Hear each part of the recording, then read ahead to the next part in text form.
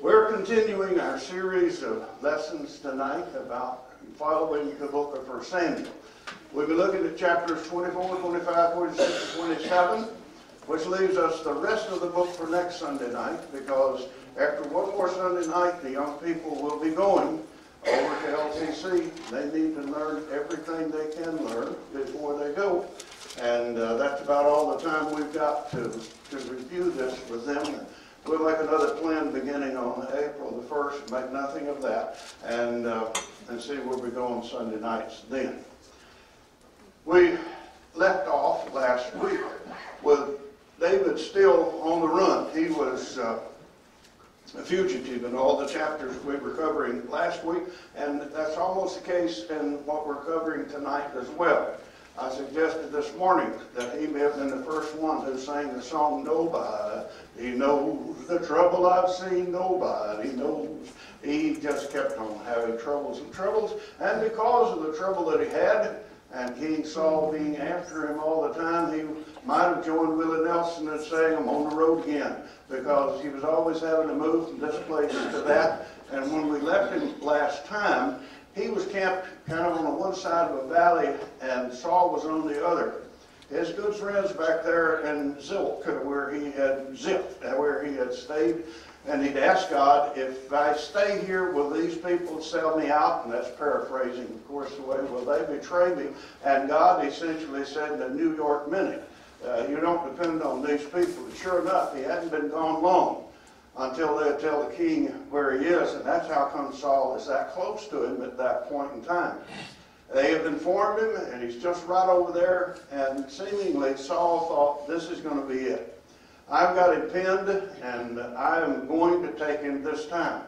However, before he was able to close the trap, he got news from back at home that those mean old Philistines were taking advantage of the opportunity, and they were about to take everything he had if he didn't get back on the job. And so he quickly left David, thinking, I can come to him another time, and went back to secure the kingdom. And in the meantime, then David did have a little bit of relief until the next chapter, and he comes back again. But in that time, David had a little bit of time to position himself in the early part of chapter 24. That's really what he does, is he positions himself in Paran, over next to the wilderness of Paran. And the reason for that seems to be that he knew that if he was, again, Saul came into it, he was not going to be pinned up against a mountain over there so that Saul could just come across from his side, across that short valley to the other, because he'd have the whole wilderness of Paran in which he could escape and could hide, and he'd have to at least be chased, and he wouldn't be pinned down like that.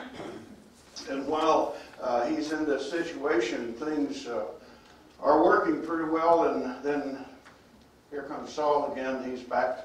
He's the hunter again, and David is hunted. Well, I may have jumped a little ahead on my Paran escape, because they're close together again, and there's a real. Last week I told you that one of those things that had to be described, might have been the week before. It was kind of delicate to be able to say just what was happening without saying things that I don't prefer to say. Another one of those happened here.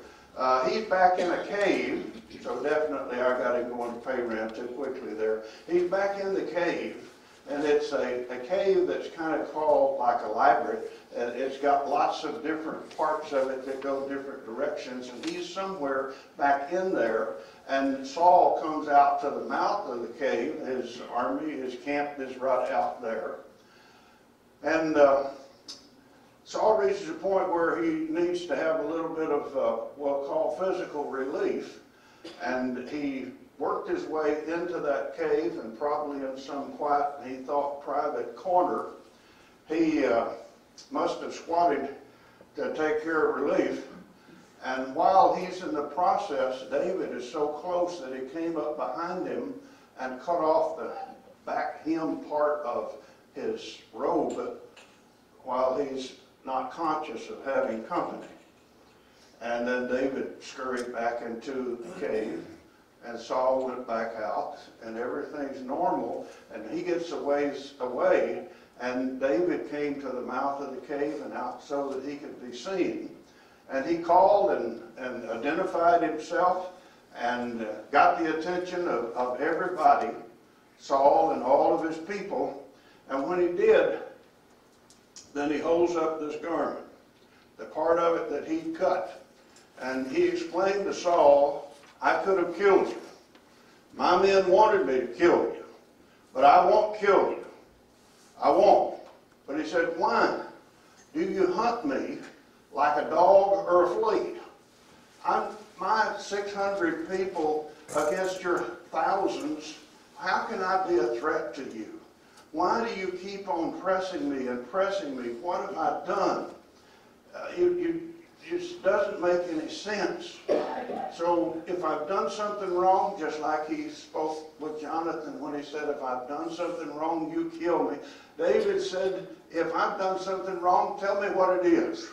Interesting conversation occurs then whenever Saul admits, I'm the one who's wrong.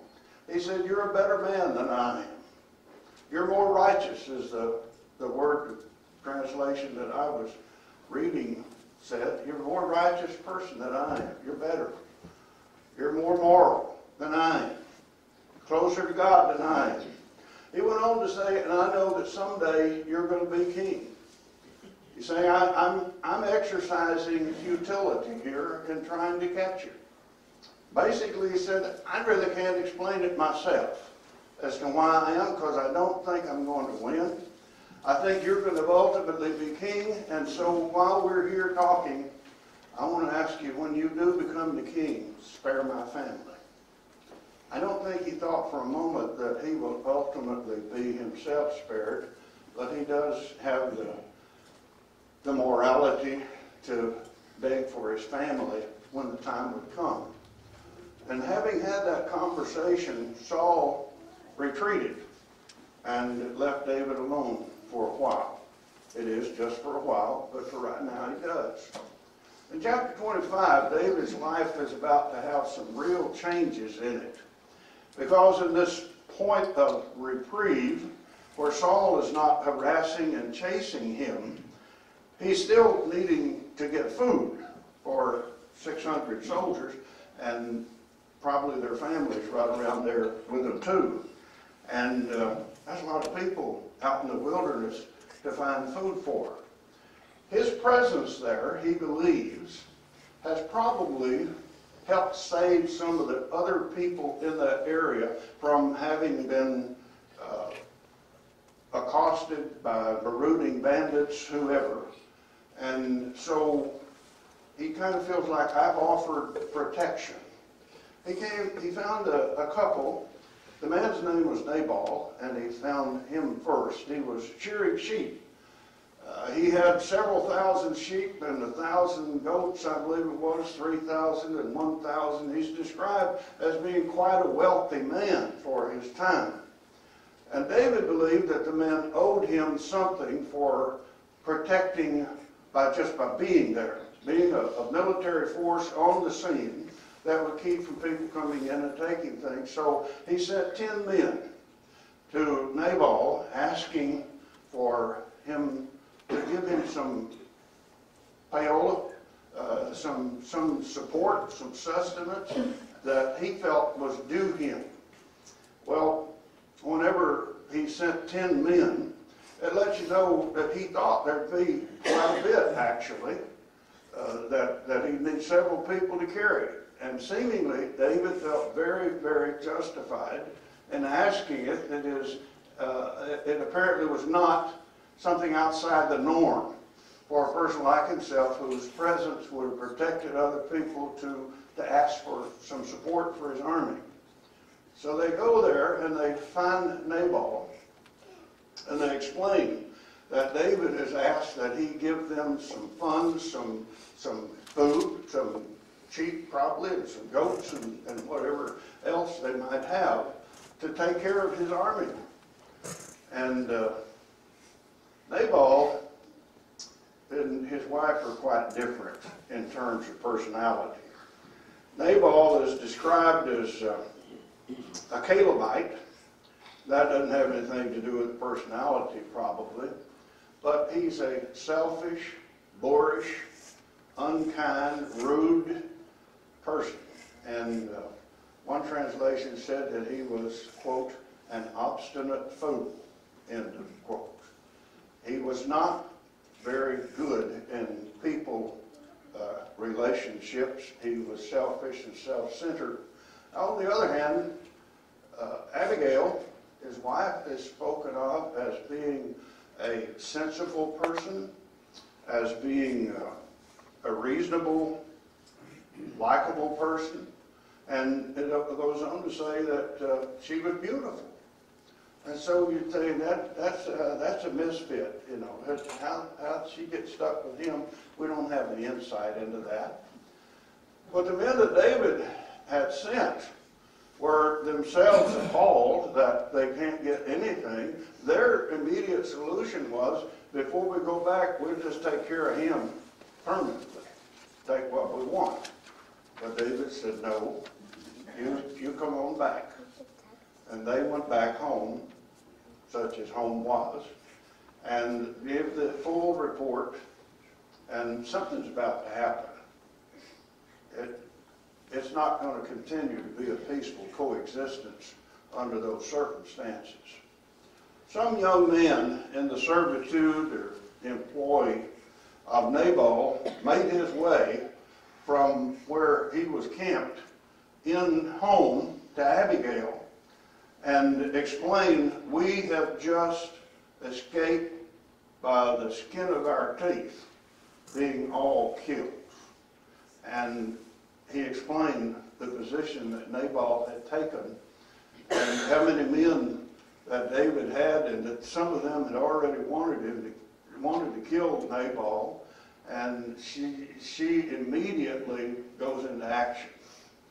She goes into action to save her people, because David's plan was to kill them all the next day. He was not going to spare any. They were kind of cousins, and yet behaving like they had no affiliation at all, part of Nabal. And his intent was to just wipe out the whole bunch and not just ask for what 10 men could bring back. He would just take it all. Now the character of David starts to show itself a little bit more. He's wary here at this point. And before we finish with the 4 chapters today, we start to see more insightfully into what's happening in this man who's the one close to God, the friend of God. And yet, he's under some hard circumstances. I've developed something that I say sometimes, and it occurred to me when I was reading all of this. I've watched in life, and the saying I've come up with is this: desperate people turn to desperate means. When people get in desperate circumstances, they will do things that seem to be pretty much out of character. You wouldn't expect that. They will sometimes lie, cheat, and steal when you wouldn't think they ever would. But their desperation pushes them to the edge, and they do uncharacteristic things. I think some of that is going to be an influence on David in these circumstances. So he's about to get brutal. But what Abigail did was she got together a whole lot of good stuff that would help those folks. And the very next morning, she's on her way with it all, with a servant or 2 or 3. And she encounters David as he's coming to destroy them. And she is strong enough and brave enough to appeal to him. Don't do this. Don't do this. I apologize for my husband, but she said, if you want to blame someone for it, blame me, not my husband. That's interesting psychology, that was being used, and I think it was psychology.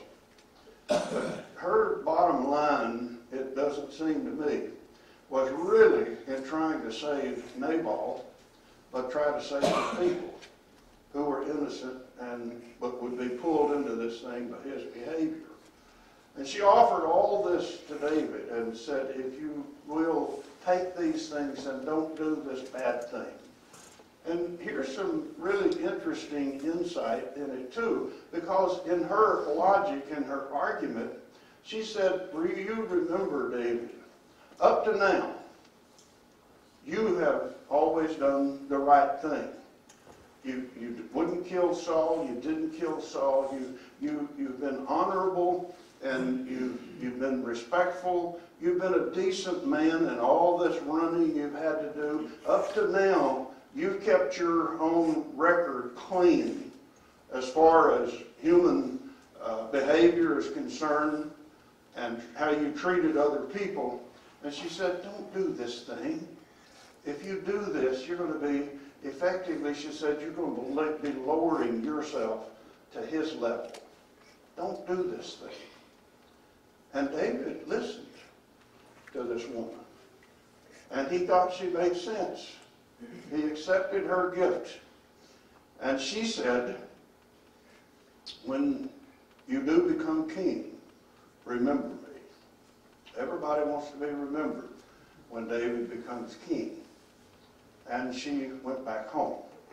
The chapter ends by explaining without a lot of detail that it sounds like it's alluding to some kind of maybe a stroke that occurred, because she went back and approached Nabal. I think it would probably have been interesting to hear that conversation. I suspect it was one-sided. But when she told him how close he had come to causing not only his own demise, but the demise of everybody in the kingdom, he was astounded.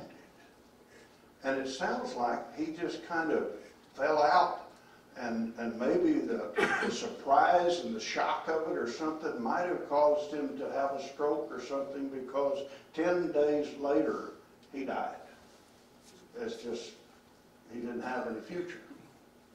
And when he did, David took advantage of the opportunity, and one passage said he wooed Abigail. And another place he said, he sent some men and said, bring her to me. And she got her things together with her handmaids, and she willingly went and joined the group. And it wasn't long until she and David were married. And of course, whatever she might have had then would have also come along, I suppose, unless there was a son that would inherit something. And now they are united with divisions and those things. And then David also married another woman. You may say, well, what's this polygamy that's coming into the situation? Is it right? You know, people look back and you find Jacob with 2 wives, and you wonder about polygamy in the Old Testament. And now David takes 2 wives. His father-in-law, Saul, had given his wife already to somebody else. Good old Saul. He was such a kind character. And he just jerked David around in every way in the world, particularly with the woman he promised him for a wife and gave to someone else. And now he gave him Michal, and while David's off running from Saul, Saul gave her to someone else. He's trying to insult him. He's trying to belittle him in every way that he can. And so here he is, and he's got this opportunity, so he marries 2. We might say, well, did God endorse that? Although there are a lot of examples in the Old Testament of men who were leaders for God having more than 1 wife. There's no place where God told them to. There's nowhere that God endorsed this concept. And if someone is looking for any object situation where you would think that this approves the concept of polygamy. It's not there. You got the problems in every one of those situations that we really have any insight to. There's conflict, there's jealousy, there's upheaval, and there's bad blood that occurs if you trace that back. So don't get the idea that taking the second wife is appropriate or something that God endorsed. This man is on this run I'm talking about, and this man is starting to do desperate things that he seemingly thinks he does to survive. And maybe he's got some thoughts about how important he is. And like men who gain power in our own country often seem to think we're above the law and we're due all this, and they behave in very inappropriate ways and sexual contacts and so forth. Maybe they're a little like he was, he's a little like they were, I don't know. But life seems to show those things and the desperateness of it all. I think is where someone would often turn and say, you don't understand the pressure that I am feeling. We may not. But the pressure we feel and the time and circumstance in which we find ourselves is not in any way give a legitimacy to anything that is inappropriate in God's teaching. And it's a lesson we need to learn and that we need to remember well in our own lives, of course. Now, the situation then soon changes, and the same people that had betrayed him before, betrayed him that time, but Saul has gone away. And for the time of the chapters that we're covering here, we get to chapter 27.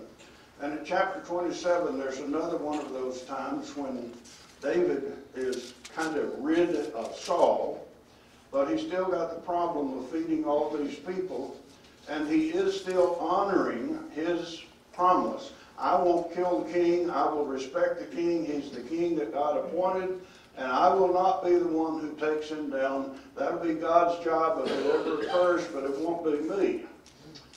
And so he went again to King Achish. He'd been there before, remember. But that's a Philistine king. And maybe he thought, if I go in and live among the Philistines, Saul will be less likely to follow me into that terrain because they're the enemy anyway. And he would use the enemy as his own protector, so to speak, being somehow capsulized in with them. He brings 600 men and their families, a great deal of responsibility. And he went to Achish and he asked him for some asylum. And Achish gave him a city, an area, Ziklag. And somebody ever gives me a town, I hope it's not named Ziklag. That doesn't sound like a pretty place to me. And maybe there weren't any pretty places out in that barren area where they lived anyway. But you would just usually envision a Bedouin kind of society that would be there. But he has his own place, and it's quite a ways from where Achish is in his own setup. And David got organized, and he started going out and attacking cities in the area and looting them and killing the people. All of them were by design perhaps, and perhaps some coincidence in it by geography, but they are all people who were original enemies of Israel and who should in fact have been destroyed along the way according to the instructions of God as they came into the promised land, but had not been destroyed because the folks had kind of let down on the commands and the responsibility for that, and that's how the idolatry kept encroaching upon them as God had said it would. He said, don't intermarry with these people because they'll bring their idols, and the first thing you know, you'll be idolatrous, and those things did happen. But here's the thing. He enjoyed the fact that he had distance was his friend, I think is the way I put it in the outline, because you could say, well, that allowed him being in his own place and separated from this pagan king, would allow him to worship God like he believes he's supposed to. That makes it sound pretty good. But when you pull back the cover a bit and turn a few pages, these people that David was overpowering, the cities he was taking, the people he was killing, and the animals that he was bringing back were actually people who were in the kingdom under King Ahish. They were his people. And as he would go back to his place, to Ziklag, he'd go by where King Ahish was, and he'd pay him some tribute. He'd give him a portion of what he'd taken. Some of the animals and some of the booty would be given to him. And apparently, now, Ahish stayed home. He didn't need to get out and do anything because David is feeding him, and he's saying, boy, this is good stuff. I got all this coming in. And he'd asked David, where'd you get this? I attacked a city in Judah. I got it from my fellow Jews, we would say. I took it from my people, and I'm sharing it with you. And the king said, he is going to be so hated by all of his own people that he never can go home. He's going to have to stay here under my rule for the rest of his life, and look what all he brings in. This is a good deal for me, not knowing all the time that David was giving him his own things. They were his anyway. And so that's how that's all evolving and what's happening in the time when we finish with chapter 27.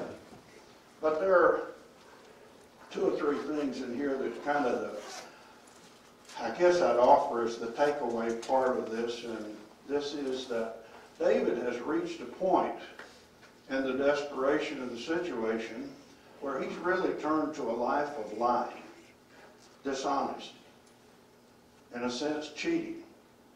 And now he's done the two wives thing. I don't know what all else. And if you were to ask David, as you might ask someone contemporary with us who might do similar things, how do you justify this? Can't you remember that just a short time ago, one of these women who is your wife now was asking you, don't do things like this because you've been above that. You've been more honest, more moral than that. Don't do this. And now you're doing all these things and you're lying about it. How do you justify that? Maybe David would have said, well, it is the desperation. Maybe he would have said the end justifies the means. So many people today, whenever they're questioned about their behavior, which seems to be inappropriate for Christians, will justify by saying, well, I admit that this thing, if you look at it in and of itself, that on its own, it doesn't seem appropriate. But when you look at the big picture of what's ultimately accomplished, then it seems to be justified. You have to do these little things to get all these people fed and to be still around when it is time for me to become king. And so I feel like I'm justified in what I'm doing. And that then is what has evolved in our society into what the philosophy that's called situation ethics. There were some big debates about that back in like the 60s and 70s, but basically situation ethics is saying that there is a right and a wrong, but sometimes you get into a situation where you have to do the wrong thing to accomplish the right thing. And they wrote books about it, and one of the things that an argument that they gave was that if, let's say, if some woman, a wife and mother, was kidnapped, and the captors said to her, you'll have to give yourself to us. Abandon your husband and your children and make yourself free to us, or else we'll kill your family. Those who support situation ethics say the only thing she could do would be to give herself to spare and save her family. The situation demands the improper behavior or the lying and the stealing. That's just taking God's system and turning it so that it fits our situation. And we don't have that right. That's not ours to do. And we don't know what God would work out otherwise. But the appeal that Abigail made to David is still a real appeal today. Just don't ever go there. Don't get in those situations. Don't sell out. Don't crater. Always do the right thing. That's the only thing that's safe, is doing the right thing. And the way that we know what the moral system is that God has given, that's our behavior, that's how we gain our character, and that's how we make an impact for good and always for right, instead of giving in and becoming a lying, stealing cheat and say, well, who could blame me? Someday in judgment, I suppose that person will find out who will blame him. Because God is the same yesterday, today, and forever. Right has been right, and it always will be. So those are the remarks that I thought appropriate and concerning what's happened to this man on the run and how he's behaved. We'll pick up and try to finish the book next week. If you're here tonight subject to the invitation of the Lord in any way, we're going to sing our song of encouragement. To urge you, you need the prayer for church. You might have been slipping off into some of this zone that we're talking about. You might have let the time and circumstance in which you find yourself drive you to do desperate things that you know you shouldn't do and wouldn't do, but you have done. And we're here to pray with you about those things. If you repent and you want our prayers. And that doesn't have to be the circumstance, of course, for you to need prayer. Maybe struggles in your life, personal problems you need prayer about, even health and issues like that. We'll pray with you. If you're a child of God, always be aware that the grace of God continues. You can be forgiven for mistakes that have occurred in your personal life. If you have never obeyed the gospel, of course, Jesus has given his life, shed his blood, so you have the opportunity to say yes to him, believing in him, turning from sin, turning to a life of righteousness, confessing him and identifying with him every day, and be buried with him in baptism for the forgiveness of sins. If that's what you need to do, we want to help you with that too.